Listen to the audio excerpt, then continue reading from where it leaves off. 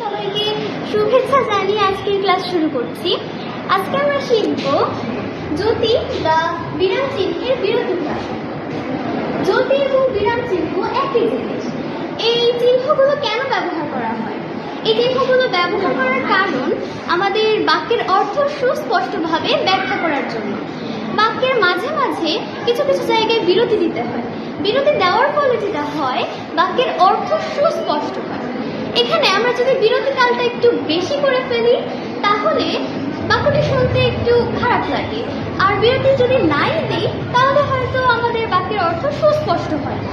তো আজকে আমরা শিখব কোন জ্যোতি চিহ্নের জন্য কতটুকু বিরতিকাল প্রয়োজন। প্রথমে রয়েছে কমা। কমার জন্য আমাদের থামতে হয় এক বলতে যে সময় প্রয়োজন। এরপর সেমিকোলন। সেমিকোলনের জন্য থামতে হয় এক বলার দ্বিগুণ সময়, অর্থাৎ আমরা দুইবার এক বলবো, এক এক এতটুকু সময়। এরপর দাড়ি। দাড়ির আরো একটি নাম আছে যেটাকে বলা হয় পূর্ণচ্ছেদ। দাড়ির জন্য আমরা থামবো 1 সেকেন্ড। এরপর প্রশ্নবোধক চিহ্ন, এটার জন্য থামবো 1 সেকেন্ড। কোলনের জন্য 1 সেকেন্ড। কোলন ড্যাশ, এটার জন্য 1 সেকেন্ড। ড্যাশ, ড্যাশের জন্য 1 সেকেন্ড। আমরা মাঝে মধ্যে দুটি চিহ্ন অনেকটা কাছাকাছি বোধ করি বা আমাদের এই চিহ্নগুলো ব্যবহারের ক্ষেত্রে একটু সতর্ক হওয়া উচিত। ড্যাশ এবং হাইফেন দুটি দেখতে অনেকটা এক, কিন্তু হাইফেন কোথায় বসে? হাইফেন ঠিক মাঝামাঝি জায়গাটাতে অল্প একটু করে বসে এবং ড্যাশ একটু নিচের দিকে বড় করে বসে। এদিকে আমাদের খেয়াল রাখতে হবে। ড্যাশের জন্য 1 সেকেন্ড থামা প্রয়োজন। বিস্ময় চিহ্ন বা সম্বোধন চিহ্ন, সম্বোধন চিহ্নের জন্য থামা প্রয়োজন 1 সেকেন্ড।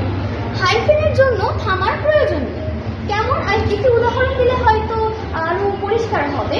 আমরা যদি বলি সাদা কালো, সাদা কালো বলার মাঝখানে আমাদের কোনো থামার প্রয়োজন নেই।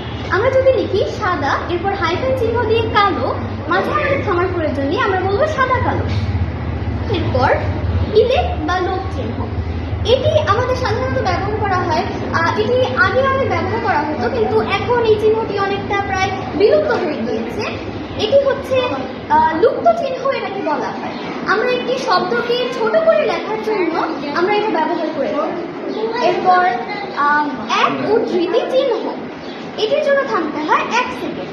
জোর উদ্ধৃতি চিহ্ন, এটির জন্য থামতে হয় এক বলতে যে সময় প্রয়োজন। এরপর প্রথম বন্ধনী, প্রথম বন্ধনীর জন্য থামার